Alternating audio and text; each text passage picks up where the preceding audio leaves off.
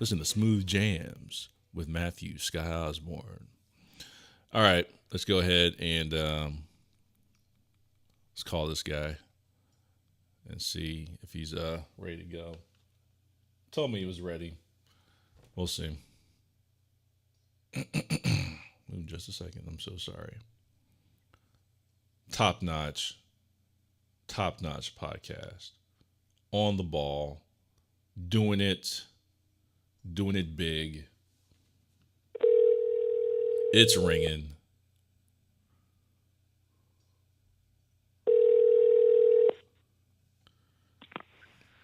Hello. Hello, may I please speak with Darnell? This is him. What's up, man? Hello, Darnell. How you doing, sir? I'm good, man. What's up? How you doing, man? You stupid. How you doing, young man? Everything okay? Did you pay your taxes? Yeah, man. I'm all right. So I was telling everybody who you are. I'm like, this is Darcell's brother, twin, and told everybody you've been cussing me out for a while, talking about why'd you put me on the podcast, fam? Yeah, he be discriminating against twins, you know.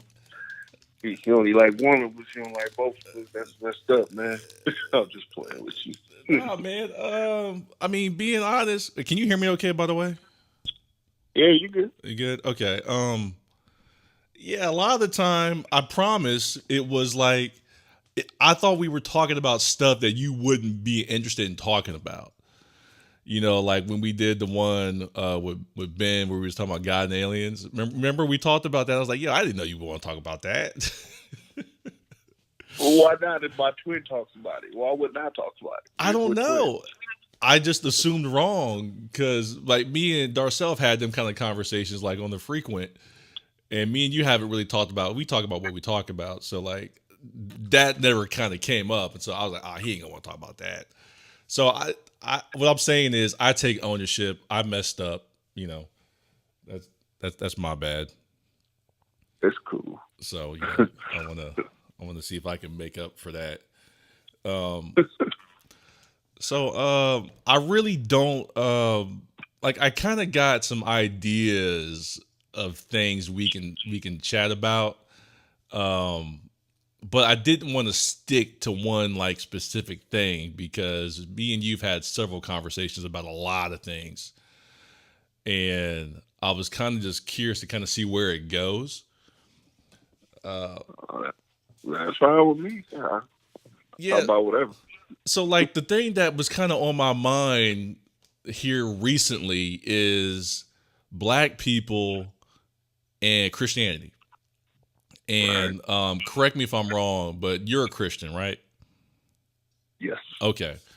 And so I've been curious about this for the longest time where I'm not a Christian, but I believe in God.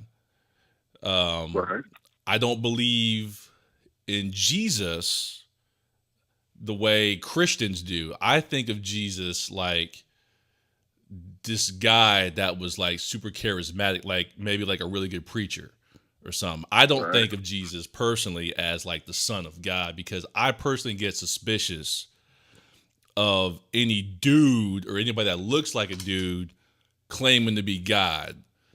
Because like if somebody showed up and did that today, like knocked on your door or they was down at the local mall or whatever and was like, yo, I'm the Son of God, you'd be like,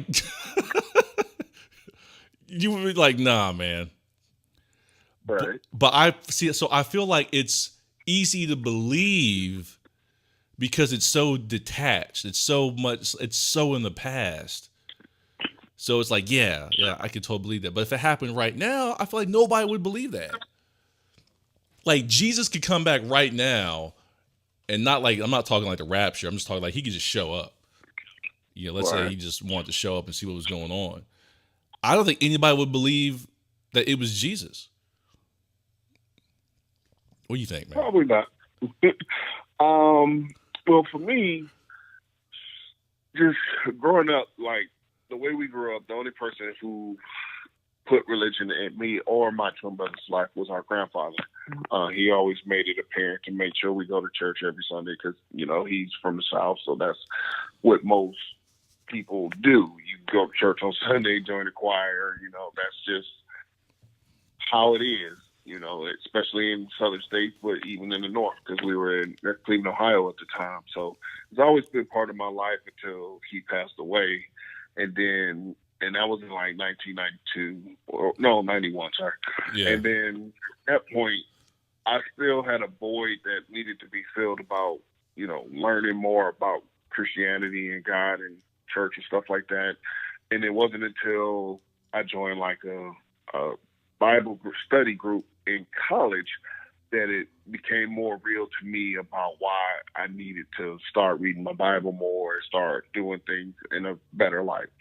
So I joined the several churches, and I went to different churches in Columbus, Ohio, which you all know all about because that's where you're from. Yeah. It wasn't until I would say 2013. That's the year I moved here. That's the year, and I chose to give my life to Christ. Yeah. So I got baptized, and it was in Columbus. Pastor Rich Nathan was the pastor, and the church is get the name of my church at home. Hold on, Pastor Rich Nathan. Not the Covenant, because the Covenant is here. Yeah. Hold on, let me look it up real quick. The only church I ever went to in Columbus was World Harvest. I know that one. A lot of people know about that one in Columbus. Yeah. But this is another bit mega church in Vineyard. That's it. Vineyard, Columbus. Okay. What made me like that church so much, it was different from other churches I had visited. I visited a whole lot of churches in Columbus, especially like if you go to Ohio State. The main one that they basically funnel you to is called New Salem Baptist Church. So, I'm nothing wrong with that church. I know a lot of people still go there. It's a great church, but it just wasn't for me, which is cool. But going to the Vineyard, it was very how I thought or how I perceive religion should be, where it's not focused on a person, meaning like a pastor. It's more focused on just bettering your life, doing things according to God's will or Jesus' will, because it's a non-denominational church, and it was truly come as you are, meaning you can come in like hoop shorts and a t-shirt, and no one frowned upon that. Like, so it made it more comfortable to really truly dive into the Word of God versus coming to like you got to wear Sunday, your Sunday's best like it's Easter or something. Like, it's not that type of church, and that's what made me feel more comfortable about it. And then it was people I interacted at that church with. So I decided to, hey, I'm an adult. Let me do this something for me, because I've lived my whole life doing things by my own will. Whatever I chose to do, I just did it, Yeah. Regardless of whatever happens, good, bad, or indifferent. It wasn't like I was trying to live. I wasn't like a heathen or anything like this, but it was on my own accord. But as you get older in life and life happens, you understand, well, not everybody, but I understood that it was important for me to live for a higher purpose than myself. Now, that could happen for everybody that choose to. Like you said, you may not believe in Jesus, but you believe in God. You feel that there's a higher power. Yeah, absolutely. And that's really all it is just knowing that it's something bigger than yourself that has to create everything. The moment God became real for me is one day. I've always had a Bible my entire life, but I never read it until one day I opened it up and just looked at it. And the verse that I looked at, it was Revelations 3, verse 20. That's the one of the main verses I know verbatim is, behold, I stand at the door and knock. If any man hear my voice and open the door, I will open the door and come into him and sup with him and he with me. And that was so profound when I read it, because it was like God was at my heart saying, hey, I'm here. Let me in. And if you do, everything that I have for you, meaning that God has for me, will happen versus what I want for me. Because what we want for ourselves and what God has for us is generally always separate and different. Yeah. I've just learned from my own experiences in my life that what I thought was for me and what God showed me was for me was way different. Yeah. So that's why the way I live my life now, I don't live life with any expectations for any person in life other than my own. I don't try to control any situation or any person or anything. The only thing I can do is control me and how I react to life as it happens, and understand that what I want to do is just be a better person. Yeah. And that's my view of Christianity. As long as it's me trying to be a better person, at the end of the day, I feel like I'm doing all right. I can't ever judge because only one person, well, not even a person, one being can judge all of us, which is God. Mm-hmm. But if it ain't God, we don't hold the right or the power or the insight to truly judge, because we all fall short of the glory of God. That's how I look at it. Right. No one's perfect that walks this earth. So yeah, that's my. That's a nice explanation, because like you just gave me some insight into you, because me and you ain't never talked like that. So I appreciate you being honest and open and talking about that, and I totally respect that, by the way. Even if we like, and I find that with a lot of people, I got no problem respecting other people's views. That's your right, and that's what you do. And I think that is something that it seems like today people can't seem to get over. It's like you have your point of view, and your point of view is the only point of view, and everybody else is wrong.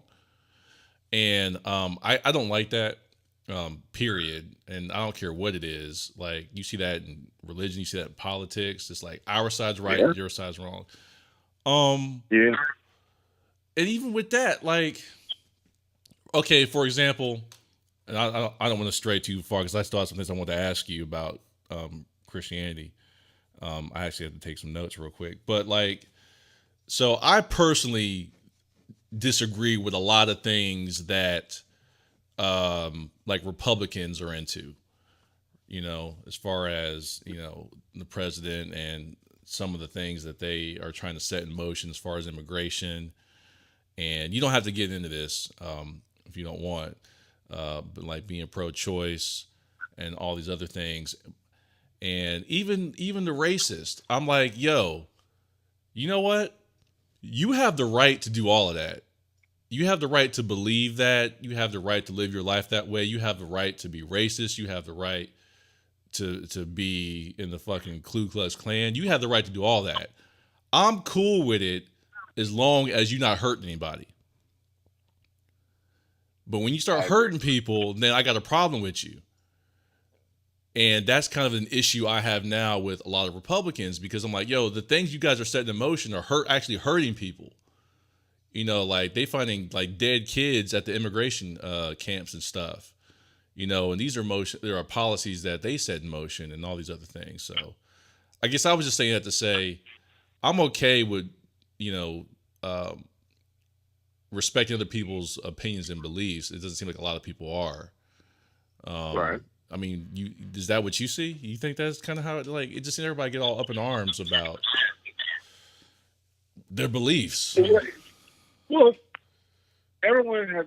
I agree with you. Everyone has a right to their own beliefs, as long as that belief doesn't impact or endanger or diminishes someone else's belief. Everyone can choose to believe what they want. To me, as long as it's for the positive, meaning it helps everybody, not a specific person or demographic or age group or anything, as long as what you believe is positive, I'm all for it. But like you said, once it's a belief makes something else negative, like if someone chooses to believe in racism and then that racism diminishes or handicaps another demographic, then it's not a good belief. Yeah, because it's a problem. You said what, sir? I said there's a problem. Right. It's definitely a problem, because that's a single-minded look, like I only want this for me, and that's not how life was ever designed. It's so evident that life is not designed that way, because if it was, it would only be one race. There's so many races for a reason. How is it so many different dialects and demographics and everything? If there's no one better person than any other, we're all people. Like, we just have different shades of pigmentation in our skin, but we're all still human beings. We all still have 10 toes, 10 fingers, 2 eyes, 2 ears. Got a heart. I mean, it's all the same. The only difference is genetics and who's going to be taller, wider, or thicker, slimmer. That's about it. Yeah. But we're all still the same. We're all still human beings. That's why the word human beings is created, because all of us are human beings, regardless of, white, black, Mexican, Asian, it don't matter. We're all people. But I agree with you, like you said. Once someone's even Republican, Democrat, I don't really get into politics all like that. I mean, I vote. I vote because it's my constitutional right to vote, and because people died for me to have that right. Yeah. I will always exercise that. But I mean, I see what's going on the news every day. I mean, we get updates on your phone all the time. It's heartbreaking to see what's going on, especially in the country that we live in, that is so. I honestly wonder what other countries, how they truly view America. Do they view us as the melting pot where you can come and make it, and it doesn't matter who you are, you can make it here, or does they think of us as a joke? Man, this isn't exactly related to like that specifically, but I heard somebody say one time it was like this CIA, this ex-CIA agent or somebody was on like some documentary talking, and they was talking about how the world viewed America, and or maybe it was specifically like the Middle East. And the way she put it was like, yo, they see America like Star Wars. Like, America is the Empire and they're the rebels.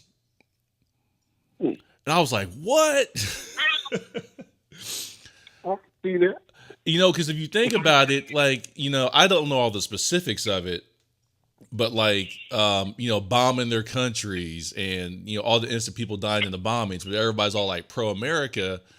And they usually get like, if you condemn some of the behaviors that our government participates in, or in like, as far as war or policy, international policies, if you condemn it, they try to be like, oh, you're not American. Right. It's like you're either all in or all out. I'm like, no, that's crazy. Like, you should be able to condemn your government and point out things that are wrong. Yeah, I don't think we should be bombing other countries unless they pose a very specific threat to our safety. Because over there, they got no control over where they was born. You just like we don't. You just born, right? Yeah. You can't choose what race you're born in, what country you can't, like the person being born, the male or female being born, you have zero control over that. Right. But you catch so much hell because of it. That's the weirdest thing on earth. Like, you're born black, but I had no control over that. But I got to catch hell just because of the way I was born or the race I was born. Who has control over that? No one. And that's crazy to me when you see like, I'm a little bit all over the place here, but like you see like white dudes that kind of behave and act like it's a privilege that they're white. You're like, yeah, like I'm here, I'm better than everybody else, or I'm more entitled. And I'm like, you talking like you did that? You know what I mean? Like. Like, fam, you just came here like the rest of us. Like, what are you talking about? Like, you got no control over that. No, whatsoever. But, I mean, entitlement goes a long way. It's a lot of entitled people of all races. But I would say I can only always speak from my personal experiences. I can't speak for other people or anything like that, because that's not fair. I can only speak from my own personal experiences and what I experienced in my life. I've seen a lot of entitlement come from a specific demographic more than others. I'll definitely say that. Yeah, absolutely. And I don't understand why. Because you did nothing but just be born a certain demographic. Right. That's it.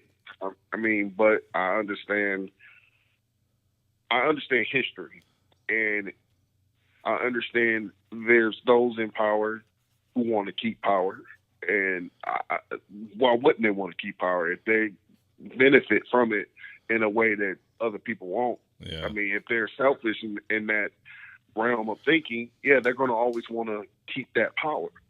But as history and time has shown us, I mean, a lot has changed over the years. I mean, it's so crazy there.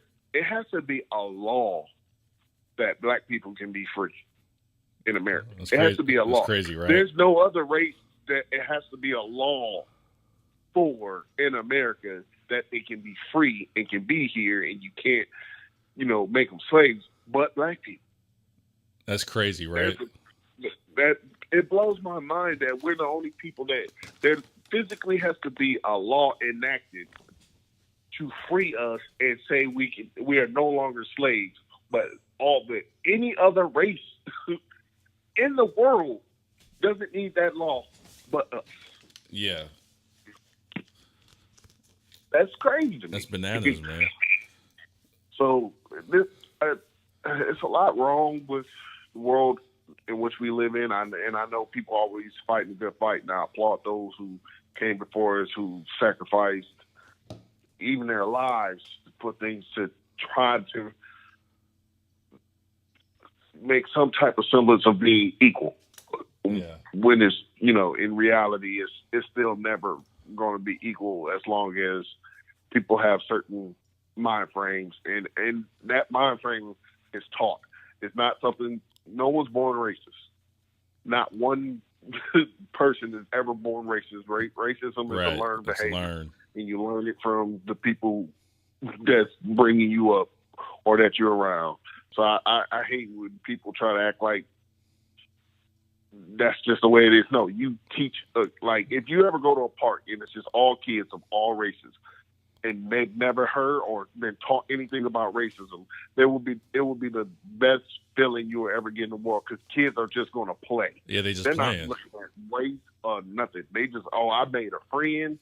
We about to go kick it in the sandbox and play with Barbie dolls or G.I. Joes or whatever. We just want to play. It ain't got nothing to do with that. And that's so weird to me, how you can just choose not to like someone because of something they had no control over, your skin. Like, if a person cool with me, I'm cool with them. I don't care who you are. I've had friends of every race, and I'm going to always be cool with people of every race as long as they cool with me. I don't have a racist bone in my body. And that's not how I was raised. So, and that's what I mean. I know it's a learned behavior, because if you teach your kids that's how they're going to end up, unless they choose to do something different. Some people do have that self-awareness where they understand it's wrong and make a choice to do something different. And those people I applaud wholeheartedly. But a lot of people fall in that trap of that's all I know and choose not to be different. And for those people, I say, hey, the world is bigger than your surroundings, so you need to get out of your comfort zone and learn something different. But yeah, it's crazy. Yeah, I wonder about like my son right now. Like he's just a kid, right? And he don't know. Yep. He don't know anything, right? And so he looks at me, dad, and looks at mom. I should probably say real quick for new listeners and people that don't know, I'm African American. My wife is Caucasian. Darnell, you African American male. Just to let them know who they listening to. So I'm assuming everybody know. And so like I wonder like what it's gonna be like for him when like he learns that he's an interracial kid and that dad's black and mom's white. Because like you said, it's learned, so he's gonna learn it somehow. And then, like I wonder how he's gonna handle that. And it's curious to me too, because he's like being mixed. I'm like, typically mixed kids based on their complexion kind of maybe determines who they identify with. Right.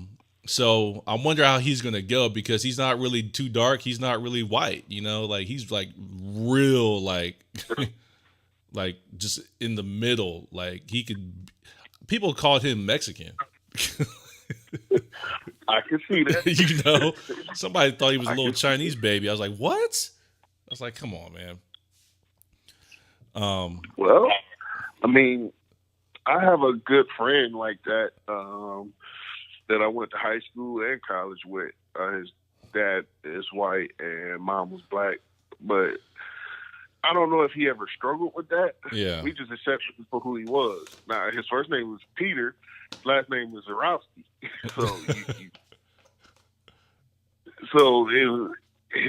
But he was light skinned like his dad. He got his dad's skin tone, but still some features were from his mom. Yeah. But we didn't look at him as black or white. We just looked at him as that's BJ. That's Peter. Yeah, and I hope he does that. Yeah. But I mean, I hope so too, because I mean, it's gonna be hard though. I'm sure he gonna have trouble which way to go. But the good thing about life, you don't actually have to choose. You just who you are. Yeah. And as long as you know, and that foundation is made in the home, which I'm sure you're gonna do, it's just make sure he can be whatever he chooses to be. He technically he's both. He's the best of both worlds. So you got it all. He can play it both ways. Yeah, man. Play it both ways. But I mean, I know how the public would view him if you have an ounce of African American blood in you. They're going to consider you black regardless. So, I mean, I know that's how, the world's going to view him. So, but I mean, he's a bright kid who's going to have a bright future. So he'll be all right. But I can see that being an issue. Yeah. You ever hear that? Trevor Noah, right? Yeah. So you hear that joke he tells. It's not even really a joke. He just told a story one time about how when he first came to the United States, he was checking out some kind of application for something, and it was like, white, black. I can't remember what all it was or what's on there. I ain't seen those in forever. And he's mixed, and so he was looking at it like, oh, I got options, right? Right. Then he checked the white box. So I can choose more than one. Okay. He checked I'm gonna check both. He checked the white box, and he was like, the white lady behind the counter like lost her mind. Sir, you're not white. Well, why not? But isn't that crazy though? Like, I know it's funny, but like, no, why you making him check the black box? He's just as much black as he is white. But why won't you guys let him check the white box? It's racism. But yeah. I think a lot of it is just unconscious bias that people hold. And I personally be wanting to ask people, especially white people, have anything ever truly happened to you negative from a black person? Like, y'all have all these suspicions and things that y'all perceive is going to happen, but has it ever truly happened, or that's just what your perception of what we are? Because perception is rarely reality. It's like right.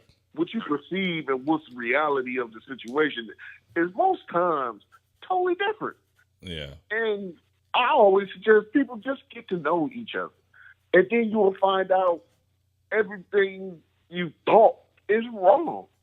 But you got to invest the time. And people so scared in this society to actually invest in getting to know other people outside of their comfort zone. That's why it's like in a rat race, just doing the same thing over and over and over and over and over.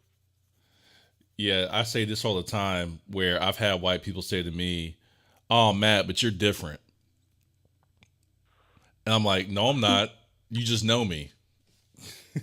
Yeah, that's truly all it is. They just know who you are and they're comfortable with you. But I mean, because their perception may be other blacks are the ones wearing do-rags, sagging jeans, and with a million tattoos, who only speak slang and stuff like that. And that part kills me because I'm like, it's different people. Like, it's different types of white people, just like it's different types of black people and Mexican people and Asians. How a person chooses to act and who they truly are, that's different. Like, I'm an educated black man. I have a degree, so how I am may be very different than other people. Yeah. I'm not going to be sagging and cussing and doing stuff like that because that's just my upbringing. But they shouldn't group me in the same group as, a gangbanger who all he doing is robbing, stealing, but just because we both black, that don't mean nothing. I like nice stuff. I do have a nice job. I like nice stuff. What that got to do with just because I'm black, I gotta be in the hood and cuss and shoot and fight and all? Nah. Yeah, but even they get that wrong. Where they're like, okay, so you look that way, so you must be a problem, right? If you sagging or you got a do-rag on or whatever it is, right? I've seen white people be shocked when they meet a dude dressed like that, and they're like, oh, like just a person. Like not a gangbanger, not nothing. They're just out. My little brother. You ever met my little brother? I can't remember. No, I've just seen videos of him skating. Oh, okay. I ain't never. I remember this. This is funny as hell to me, man. We was driving from Columbus to Memphis one time, and we stopped off in Kentucky to get something to eat. And we was at like an IHOP. And you heard me say Kentucky, right? Move. Yeah, that's what I said, probably a bad move. So we stopped in Kentucky, and we went to an IHOP. And we walked in, and he was dressed how you think a stereotypical black guy might dress. Like he big baggy clothes. He may even have the do-rag on or something, right? And he real tall. He looked like Kevin Garnett. Right. So he made me look short. And so we walk in, and I ordered something or whatever. And I can't remember if we was checking out or what we was doing, but we was at the counter in the front. And I said something to the little white girl that was behind the counter, and she said something back to me. I paid or whatever, and then he walked up, and I saw her eyes like widen, where she was like what's getting ready to happen, right? And my brother was like, "Oh, hello, how are you? How are you doing?" Probably threw her all off. Scared the shit out of her. Like, wait, what? Me and him had the same upbringing. You know what I mean? Like exactly the same. He just dressed different, right? He's just a little different than me. Because he's a different person. And just scared the shit out of her, man. He was just like, he did that obviously to mess with her. He was screwing with her because he thought it'd be funny. Right. He's like, "Oh, hello, miss. How are you?" She was like, "What?" Yeah, but that's fucked up. Yeah, but it's reality for. It's so hard to be, in my opinion, and it's just based on my own experience. I have, like me personally, I'm a large black man, so I always have to make myself seem non-threatening in every situation, regardless of where I'm at, work, store, shopping, anywhere. Yeah. I have to purposely make sure I do nothing that makes myself seem threatening just based off of perception, because I know how easily it could be where they will think I'm about to do something crazy. Yeah. And that's sad that I have to consciously always be aware of making myself seem a certain way, just because to satisfy other people. Yeah. Yeah, babe, but that's kind of like self-preservation.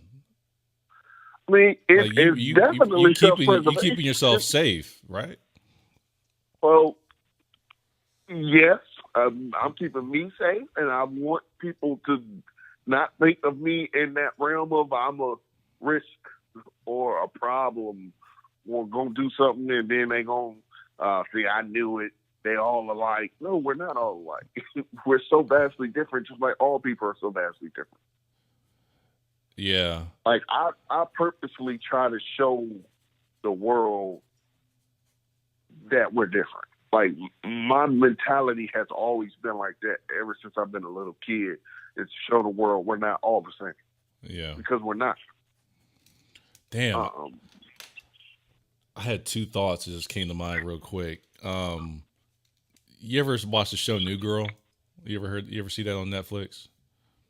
No, never heard. There's this black dude on the show. He's one of the characters, and he's got a white roommate, and the roommate was like just a normal white dude, and he was trying to somehow like relate more to his black friend because he had found some things out about like police brutality or whatever. So he was like being like overly, like sensitive and like, hey man, is everything all right? He was just doing too much. Right. And he started doing like, I can't remember what he was doing specifically, but the black guy was talking to him and he was like, yo man, he's like, being black means whatever I want it to mean. It doesn't mean I have to be one thing. It's whatever I want it to mean. And I was like, damn, so these are like things in your head or you might kind of think about, but I've never sat and thought about it that way. And that was crazy to me. And that was like, so, it's like a real freeing thought. He's like, it means whatever I want it to mean. Cause I'm just a person. I'm not a stereotype. I'm not I'm not whatever. Like you were just saying, we're just people. Yeah. But it's so funny, like encountering situations like that show. Cause I've had a similar situation just in life in college, dealing with different demographics because I started off college at University of Cincinnati before I transferred to Ohio State. Yeah. And my freshman year was 4 guys in a room. 3 of us were African Americans. 1 was white. One was white was from Kentucky. Now I can probably guess he's never been around other minorities, probably ever. Yeah. So I had no problem with him because I've had friends of different races my entire life. So just being around people was just being around people. I didn't care. Yeah. But he saw it differently because like the room across from the hall from us, it was the total opposite. It was 3 white guys and 1 black dude. So we were all friends, like us and people across the hall with us, because we all just college students. We all freshmen. So, of course, it's a we on the freshman floor. Everybody trying to be friends. We get word back that the white guys across the room from us asked our white guy, hey, how does it feel to be in a room with 3 black guys? This was in 1999. It wasn't that long ago. Yeah. This guy said, I don't think of it as being in a college dormitory. I think of it as I'm on a plantation and they're my slaves. This is 1999, where this guy has the mentality that he's a slave owner. And we're in college. Yeah. Craziest thing I ever heard in my life. When they told us, because that made them look at him crazy, like, dude, are you serious? Like the fuck? And that's why they told us, because they felt it was not cool for him to even have that type of mentality. Excuse me. So they end up telling us that. Like, that blew my mind, though. That was the first time I physically heard someone just be openly racist. Like, you think I'm a slave and we're both on equal level? We're both students at this college. We both got in because we had to have the grades to get in. So there's no difference between you and me getting here. Yeah. We're on equal level. We're both freshmen, both in the same room, both trying to get an education. But I got to be a slave because you don't know no better? Like, really? That's what you physically think of me. And then he made it be known by when he would try to address us, he would try to address us instead of calling our name. He would actually say, hey, boy. So I know where he came from. They taught him that's what you do. You talk to them as like their kids, like a boy. Because he tried that with me. He kept saying, hey, boy, instead of hey, Darnell. And it only took one time for him doing that to me Because I remember, I will never forget that experience in my life. We were in the cafeteria when he tried that. And then I turned around to him and I said, look, because his name was Jason. I said, look, Jason, my name is Darnell. My mother named me Darnell for a reason. If you can't call me by my name, please don't speak to me. Because I'm not going to ever let no person on this earth demean me. I'm not a boy. I'm a grown man at this university just like you. Either call me Darnell or don't call me at all. Because I'm not playing that game with you. I don't play like that. That's not funny. I'm not racist. I'm going to treat you with respect, and I suggest you do the same with me.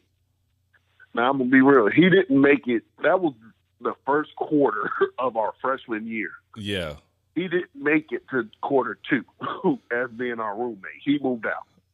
Yeah. We never saw him again as well. But still, yeah, that was the first crazy experience dealing with racism like that.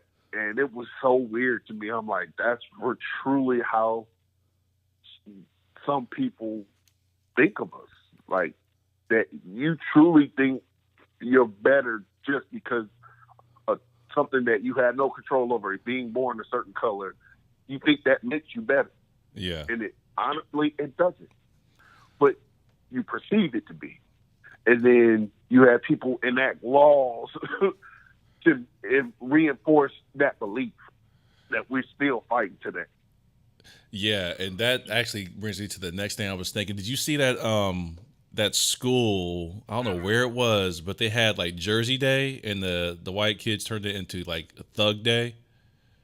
Did you hear about that? No, I'm glad I didn't. No, I don't watch the news because it's usually always something negative. Yeah. So this is what happened was, it was Jersey Day. It was like Spirit Week or something. You know how the schools do. And a lot of the white kids turned it into Thug Day. And so what they did was what you think they did. You know, they started putting cornrows in their hair, and they was mocking black people. And it made the news or whatever, and everybody was talking about it. And, like, you know, I got into one of my silly Facebook conversations like I do. And my wife keep telling me to stop doing that. So, and somebody was like, you know, it's not a big deal. You know, they made a mistake, whatever. And like played it down.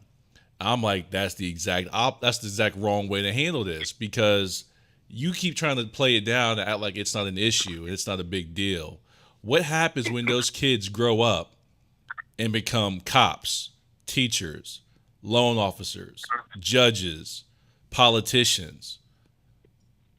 Now we got a problem. Yeah. You see what I'm saying? And like, they didn't think of it like that. I'm like, these kids grow up. These kids doing these stupid things, they grow up. That guy in your dorm, he grew up like that. And like, these people end up in positions in life, and I'm like, they just don't change. They just don't grow up and like mature and be like, yeah, I don't think like that no more. Unless something happens to them, you know, I don't know. But you get into like a situation like that, like we're in now, you know, with this government and all this craziness going on. These kids grow up and, you know, become problems. Yeah, I see that was here in Texas. Okay. Yeah. Did you look it up? Yeah, I'm looking at it now. So my issue is, like I said before, it's a learned behavior, because these kids had to get dressed at home, and their parents had to see what they were wearing and explain why they're dressing like that. And their parents thought it had to be okay to send your child to school dressed in this manner. Yeah. So I have a strong belief that the kids that did it, parents have some type of racist bone in their body, because if not, why would you know, basically you're endorsing it. You're endorsing racism by letting your kids go to school. Yeah, you're condoning it. You're condoning this behavior. So then that means you and yourself are that same way, because that's what your perception of black people is. If you're okay with sending your kids to school dressed in this manner, like I don't like that. That's But it doesn't surprise me. No, nothing ever surprises me, because I wholeheartedly understand the land in which we live in. There's racism. It's always been racism, and I mean, it's more, I believe, because the person that's commander in chief, I think a lot more people are more open to displaying their racism now because of the commander in chief has displayed that type of behavior, so they think it's okay. Yeah, it's Where always been before it was usually taboo, and I mean it was subtle racism before, whereas now it's very overt in your face because I mean they may feel, hey, my president like that. I don't have to hide being it. He getting away with it. Ain't nothing happening to him. Yeah. But let me show my true colors like he's showing his. When the only thing he did was use a political ploy to get a certain demographic to vote for him, so he played that card. I personally don't believe he may be truly, the president may be truly racist. I think he's a businessman. And all he cares about is money. And they probably told him the easiest way for him to get more people to vote for him is to play that card. So he's like, all right, I'll play that card if they get me elected. He played that card and he got him elected. Yeah. Now, it's JB, but I saw it as if a person whose their sole belief is I want to get elected by any means necessary, and you get a card to play that will help and debate you by getting elected by doing that, I think that's what he did. He only targeted a certain demographic to get voted in, and that demographic that voted him in is now catching a whole lot of flack because now he like no one knows what he's going to do. Like what sitting president would have this much turmoil and would have not been impeached by now? I don't know. No, they would have been if Obama had any type of this drama that we got going on now, they would have been trying to impeach he him. wouldn't have got the nomination, man. Once the grab him by the pussy line, come on, man. They got pissed Obama off. had to be the perfect candidate. He had just to be perfect. And his wife, his whole family had to be just picture perfect. Yeah, they got pissed off when Michelle Obama would walk around with sleeveless shirts on. Right. They would lose their minds, and the Melania out butt ass naked. Yeah. Fam. Double standard. We know what it is. Double standard. I think Trump's racist, man. Only reason I think that is I saw some documentary that was talking about his past and how like his dad and they had some kind of like real estate venture or something, apartments, and they had codes on the applications, and I can't remember what the codes were. Like I'll just say like B for like black and white or something, so they knew who was who. They was turning out black people. Yeah, I saw that. Something like that. But I don't know if that's racially motivated or if that's business motivated, because you'll hear white people say things like black people move in, property value goes down. You hear all that bullshit. So I don't know. I got all kinds of suspicions.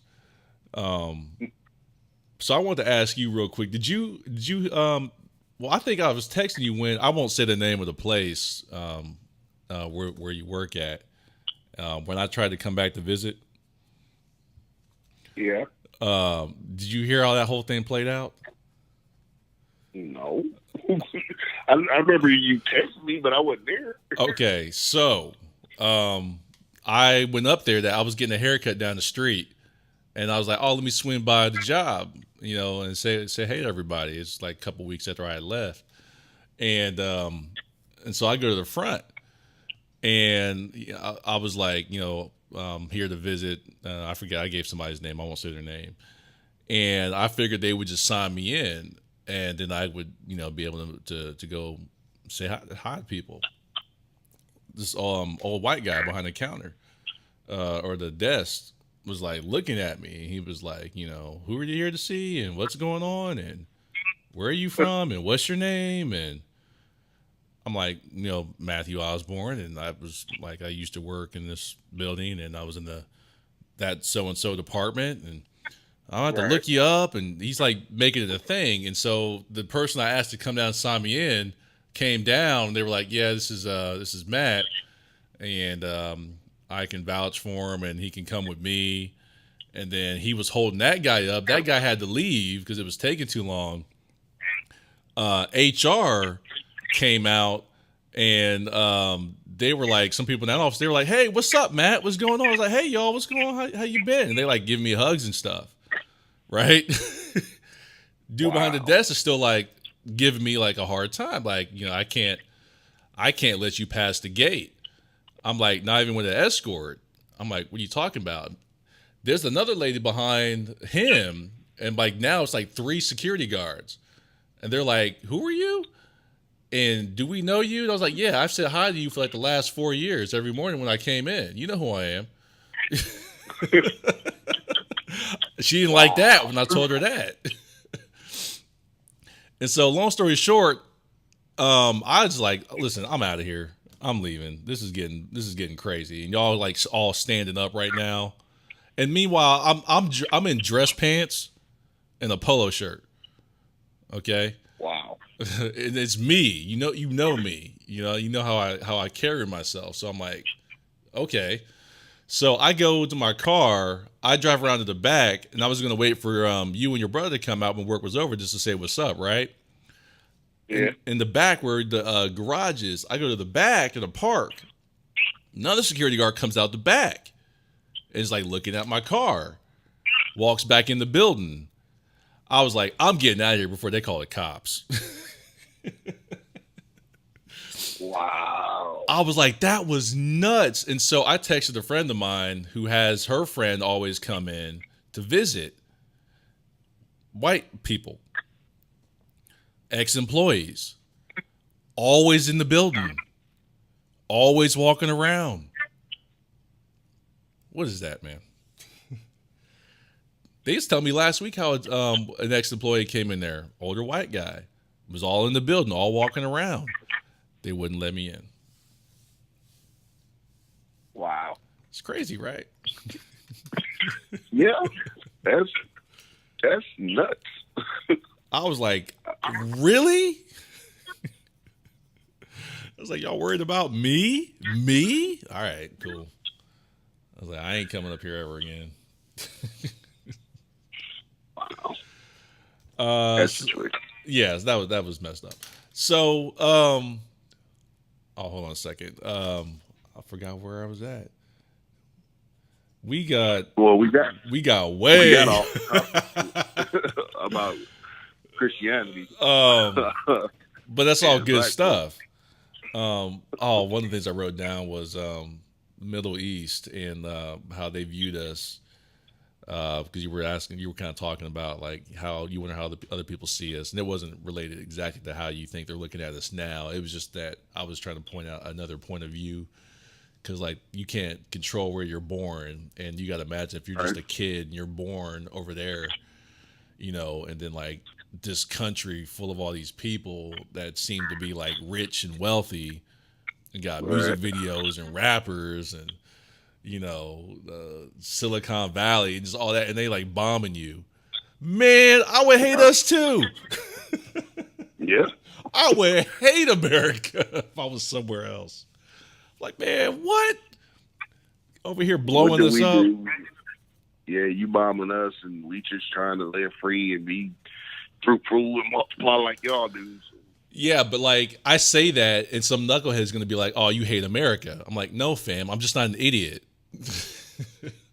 Those are human beings too, Well, if they don't understand what you're saying, you're understanding if you had a perception of their perspective of y'all, the big bad America is bombing us, and then we're not saying we are, we're not. We're just saying if like we can only base our mentality off of where we live. So of course we were born in America, so we're protected by America.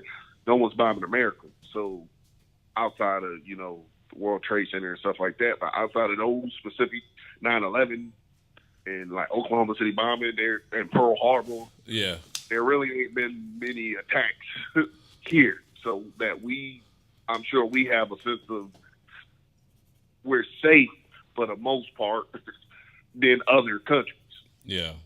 We're not waking up thinking, oh, my house gonna get bombed today. You know, like they that may be a fear that they have to deal with on a daily basis, that some other country is going to come attack and wipe everybody out. That's not something Americans even perceive. Mm-hmm. You know, that's not like I can equate it to probably like racism. White people don't view life the way we do because the things that happen to African Americans don't happen to white people. Yeah. So that's the farthest thing that they can ever fathom. Just like being an American, the furthest thing as an American, black or white, that we can fathom is another country coming to bomb us. Yeah. You know, or I mean, yeah, we can think of going to war, but we don't think the war is going to happen here. In your it's neighborhood.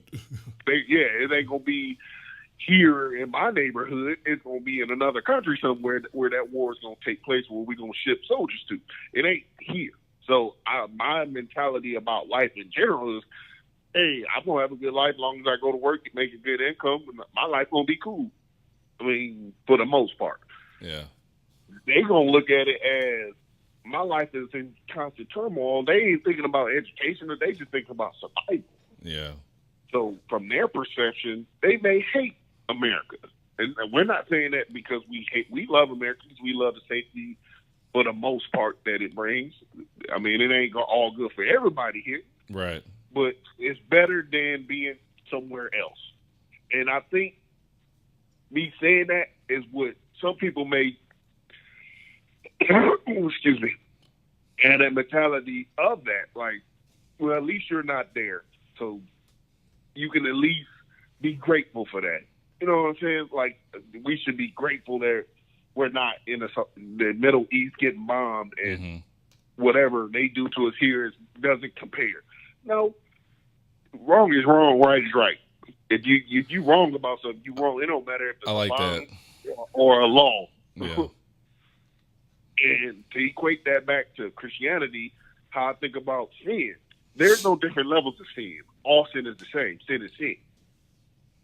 So adultery and killing somebody or telling a lie, they're all, if it's a sin, it's a sin. Like, you can't, there's no one sin bigger or smaller than the other. Sin is sin. We're all born into sin. Like, we were all born in the darkness. If you read the Bible, what was here wasn't light first, it was darkness. If you read the word, God said, let there be light. So light had to illuminate from somewhere to illuminate on the darkness. But I don't know, like, my whole perception about Christianity, like, my whole life is given to God, but I see it's so much corruption in churches and stuff like that. Like, what I go to church for and what other people go to church for, it can be different. Like, I've seen where it's a fashion show. I've seen where pastors just want money. Like, the way they preach is all about how much you get in the church and stuff like that. I don't rock with stuff like that. Like, I just need the word where it apply, where I can personally take it and apply it to my life to better myself or my family. That's it. Whatever I choose to do is a choice between me and God, not me and the church. Like, God knows my heart, that's church. Because the church can be anywhere. A physical church can be your car, it can be a bathroom, it can be your house, it can be your job. Anywhere can be a church where multiple people gather to praise his name. Anywhere can be a church. So that doesn't have to be a building that always has a building fund. You got to, pay so much in tithes and give an offering and people catching the Holy Ghost. That doesn't have to be the church. Like, I wish what I personally wish is more people actually read the Bible versus just listening to what someone tells you that's in the Bible. To me, that's very ignorant of people if they go to church and never actually open the Bible for themselves. Because once you open it and read it for yourself, you'll have a better understanding of what people are trying to tell you. Because a person can put a spin on any word. They do that all the time. In every way, walk of life, they try to spin the truth. But if you know the truth for yourself, you can't get caught up in the BS. So, I mean, I feel like the truth is in the books for everything in life. For business, for financial wealth, it's in the books. But people don't choose to open it and read them. So I got a question for you, and just a kind of an observation. And I promise, I really am speaking genuinely here. I don't mean any kind of disrespect to you or any believer. So when you were talking early on about being young and going to church and Hmm. just kind of being a part of that environment. And then you kind of talked a little bit about how you grow up and you go to the church. You went to the one in Columbus, and I think you were saying "Come as you are." It seems to me like you're talking about like a support group. It sounds It can be viewed as that. okay. It's like like a barber shop almost, like a place where people can come together and be comfortable and talk and commune and kind of enjoy each other and not judge each other. It's like a safe place. That's to me is the true essence of what church should be. That's why I said it doesn't have to be an actual church building. It can be in a barber shop. It can be a pool hall. It can be anywhere where you go together. To me, to do something or talk about, it could be talk about just something positive, get something off your chest, and leave with a better understanding and feeling better than when you got there. That could be church. So the question I kind of have is like I've read a lot of the Bible. It's been a long time though, because that was more or less when I was a teenager. Because I was Mm-hmm. brought up in a Pentecostal church, and Mm-hmm. it's like I've always seen this, and it kind of is what pulls me away from the religion and the Bible per se, and has made me lean more towards God outside of any kind of religion or book. Is like it seems like I've seen a lot of people cherry pick things in the Bible, and they only pull from what benefits their point of view or their conversation. And like for example, like the Bible talks a lot about slavery and condoning slavery, but Mm-hmm. people won't really talk about that. And then like I don't think God or Jesus ever really spoke out about slavery in the Bible in those times because it was common. And but you won't hear that, or I haven't heard that people talk about that, but they'll talk about the things that kind of, like I said, resemble the parts they like.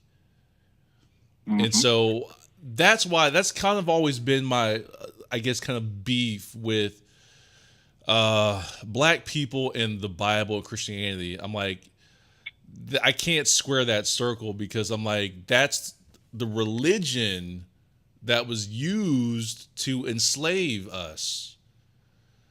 How are we okay with that now? And is it more or less about the religion or is it about the community and God? And it's like Christianity just seems to just fall into it because it's like we were kidnapped, we were brought over here, we were given European, religion, Right. and that just doesn't sit well with me. Like if I had to pick any religion, I guess I'd be a Muslim. But even then, I'm not going to be a part of any religion. I'm just like because I can't trust it. I'm always suspicious of it. Does I, that? actually, Now go ahead. no, I know what I'm saying. Go ahead. I mean, that's kind of really it. It's just like I can't understand. That was kind of one of the questions I wanted to ask you, and not just for the sake of this podcast. Just I'm just kind of curious, where I'm like, I can't understand how black people are so into Christianity, and I'm like, it can't be Christianity to me. It seems like it's got to be more than that. It's got to be the community, and it's got to be a higher power. It can't. I think Christianity just fills that gap. I think for some people, like, where do we go? Well, this is the closest thing to us. This is what we know. Because I'm like, ain't always been good for us. I wholeheartedly agree. And why I agree with that is because I choose what I said about people opening the book and reading for themselves. Yeah. If a lot of pastors will take certain excerpts out the Bible to make it fit their message. Yeah. And not read it in its entirety. So if you don't get the whole picture, you just get a small part that he gonna make it sounds really good for the message he trying to portray. Yeah. That's all you gonna know. And for the most part, especially when they brought black to America and they taught us Christianity, they was teaching us from a perspective of it's a white Jesus, white people are in power, be grateful, and just serve this guy that we telling you to serve. Yeah. When there's always been a form of religion, Right. or just being, praising a God forever. It's been in Africa, it's been everywhere. Right. The name of it is just what changes. Like every religion has, but some, serves a God, except for atheists. But every religion serves a form of a higher being. So are you talking about are you talking about the higher, like a higher power, or are you talking like specifically Jesus Christ? For me specifically, I believe in a higher being that I just choose to call Jesus. Jesus Christ. That's just that I just choose to call him Jesus versus Muhammad or Allah or. So do you think? So you don't think they're wrong? Who? Like a Muslim? No. That's just how they identify with God. That's just their identification of the same thing. I think all the Bibles and the Quran, I think they all say the same thing to just different people. Why didn't you tell me that?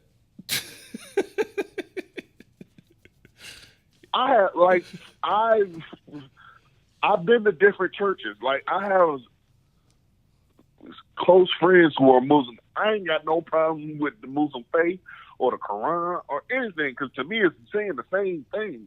Long as it's for something positive, it's the same message. Like that's all it is to me. It's the same message to different tongues. Like speaking different language. Right by your, it's the same. Yeah, just speaking different languages. Oh, Mike. Man, I can't believe me and you never talked about that. Yeah. Because, like I said, I'm not going to judge because that's what you do. But I always had questions because I'm like, why are we? I don't know if it's that way for a lot of black people. I always felt like it was, but I can't. I can't speak for them. Everybody's got to speak for themselves. So I'm just like, why are we serving this white God? Like, what is that? Like really? I mean, even the description of Jesus don't show he's white, but the portrait they try to paint is that he's white. Like the own words in the Bible don't refer to someone who is Caucasian. It just doesn't. But they gonna tell you he's white. Yeah. But I don't listen to hardly anything someone's telling me if I can't fact check it. Okay. And you really can't fact check what Jesus truly was, because the Bible was written by me. So let me ask you this. Go ahead. Oh, no, I'm just going to say there's parts in there that anybody can take and make it something relevant to your life, and it can help change something for the positive. So I choose to focus on that. Like, that's why I like non-denominational churches versus Pentecostal or AME or Baptist or Methodist or anything, or even Catholic. Or like, I just like it to be not focused on the denomination. Like, because that's what I feel too many churches focuses on, that versus just bettering your life, like being a good human being. As long as you're a good human being, I don't care what your race is. You can Allah, Buddhism, I don't care if you're a good human being. You respect me as a human, I respect you as a human. I'm gonna rock with you, and I will never judge who you praise, as long as it's positive. That's what I personally get from being a Christian. Like, I just live for something positive, and I try to live it by what he wants and not what I want. I don't want the same way I used to. I don't do things I used to do in the past. Like, I used to just do things because I chose to do them, and I don't do that way. I just try to be a positive person. I don't lie.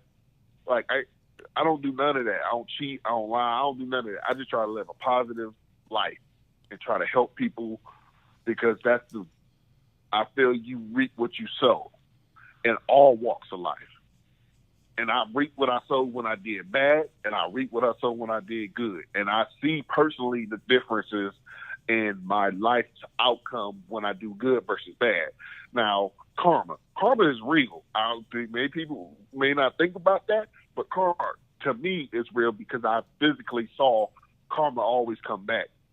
Sometimes good, sometimes bad. But what you invest in something comes back to you one way or the other. I've never seen karma fail in nobody's life. In one way, shape, or form, karma always comes back. That's just my philosophy based on my experience. So, but I can't speak that for other people. I can just base that on my own experiences in life. Karma has 100% always came back, good, bad, or indifferent. So I got a really specific question. So I'm curious. Do you believe that there was a guy that came here to Earth in the form of God? Or like, in the form of a human, I mean. Like, do you think God came here in the form of a human to talk to us?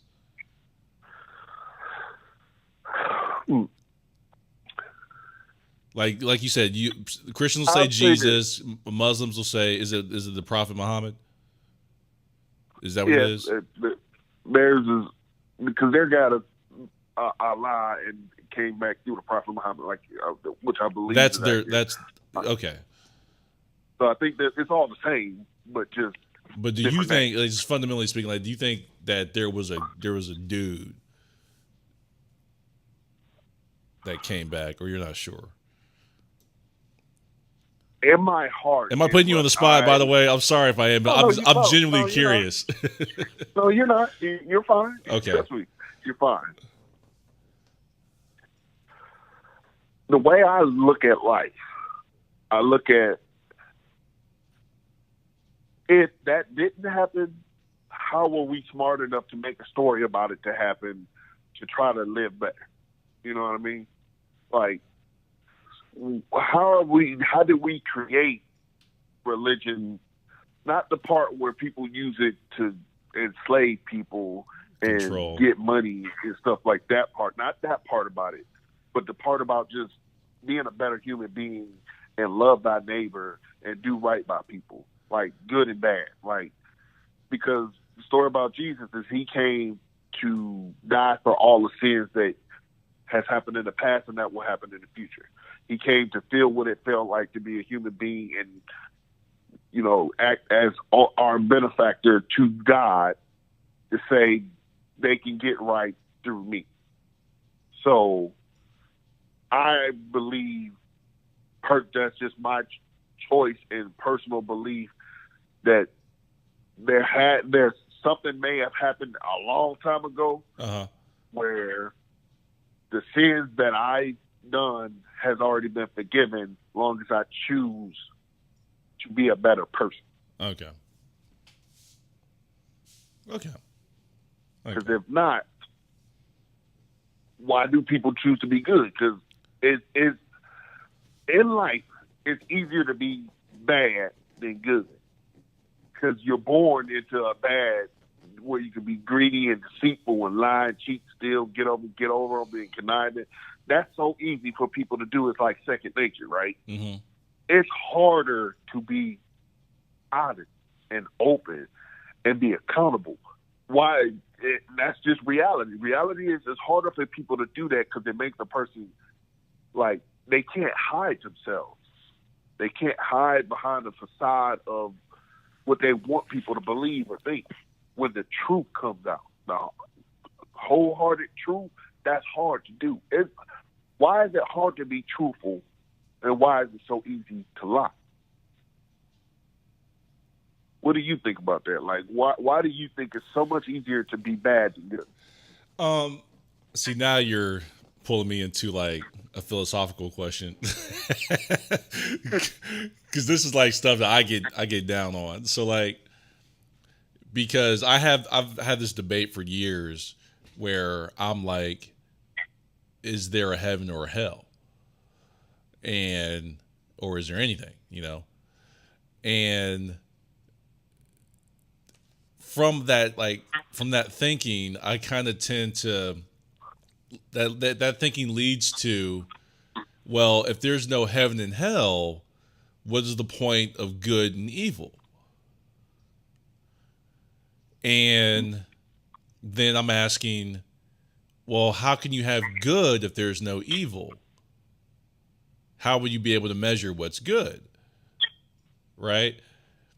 Yeah. And so I don't have the answers to these questions, but I find myself always kind of coming back to, I think good and evil, or right and wrong, however you want to put it, tend to kind of be this thing that just exists. I don't think it's made up. I don't think it's something that we came up with in our head. It kind of seems to be a thing, because I've had this debate several times with people where I'm like, is good and evil, is that learned, or is it just in us? And I think that's where I kind of come down on, as I think it's in us, and but then I'm like, okay, not to get too far, but then you'll see like an animal murder another animal because it's got to eat, you know? So aren't we mammals? So like, we're the same way. We're no different. I think we veered off the path of our assignment. But I'm like, but, so does good, bad apply to animals? Why does it only apply to us? I think it applies to everything. But does an animal know, what's good and bad? I don't know that they do. I think that there had to be something that occurred to give human beings dominion. You're talking about the Garden of Eden. Yeah. Okay. Because if not, why are we the only ones aware that we have dominion over the land? Like, we're aware that we do we? Because like, you let a lion off up in a city, he gonna have dominion over us until we get a weapon. Right, but we had the foresight to create weapons to become more powerful than even the most powerful jungle animal, the lion, or bear or anything. Yeah. We had insight to be able to create things to get us the power over something else. It's not just nature taking its course. Something went wrong, and we became self-aware. Like, we're the only mammals or beings that's not in our natural habitat. Meaning, everything else, a roach is just a roach. You don't have to go to the stove, put on clothes, or do anything other than be a roach. Or a bird don't have to do nothing besides be a bird. Like, we're the only ones that evolved to do something different. What are we supposed to be doing? I don't know. I'm not like I'm just, again, I'm curious, to hear. No, I mean, that's a good question. Are we doing what should it look like? We're assigned to do, or are we doing what we wanted to do versus what nature wanted us to do? Because I'm pretty sure, I don't think nature wanted us to jack the planet up because so much is going wrong with the Earth. the things that's going wrong with the earth are man-made, right? Yeah. Well, do you agree to that? Yeah, I think these are a lot of we create a lot of these problems. We are our own worst enemy because we are insatiable, meaning we're never satisfied. Human beings are never satisfied. They always want more land, more money, more power, more anything. And that's like, it's a constant war within ourselves of trying to be good, but it's so easy to be bad. Like, I think human beings of all races and ethnicities are always at a constant war within themselves of, how should I be today? You know, like I said, it's easy to be bad and it's hard to be good. Like, but you're aware of the choice of, like, I think everything in life is a choice in how you react to. You know, you can always choose to react one way or the other. You can't help what happens to you, but you can choose how you react to it. Yeah. So whatever happens in my life to me, I can't control that. And so I don't try to. I never try to, and that's something I had to learn in life, that I can't control outcomes other than my own that I have power over. And I only have power over the outcomes that I have to physically understand. If I make this choice, this is more likely the outcome that will happen from it. But I can't choose that if someone else has that power over my situation. So I try to never give people power over my situation outside of certain things that you really can't have control over. Like, okay, yeah, if you get a job and you work for somebody else, you got to do what they say to have a favorable outcome that you're going to keep getting a paycheck. You know what I mean? So outside of stuff like that, I don't try to control. Like, I don't just try to control friendships or people or nothing. Like, not even people in my family. People they gonna do what they gonna want to do regardless. So me trying to instill what I think they should or shouldn't do, I'm not gonna do that. People gonna live their own life and they gotta, learn on their own. If they want to come to me and talk to me and ask for my advice, I'll be wholeheartedly okay to give it. But I don't do that just trying to. Nah, I don't live life that way. Listen, man. But what's up? I'm gonna have to have you back on. Oh, man, I can talk forever. I mean, I got a million things I can talk.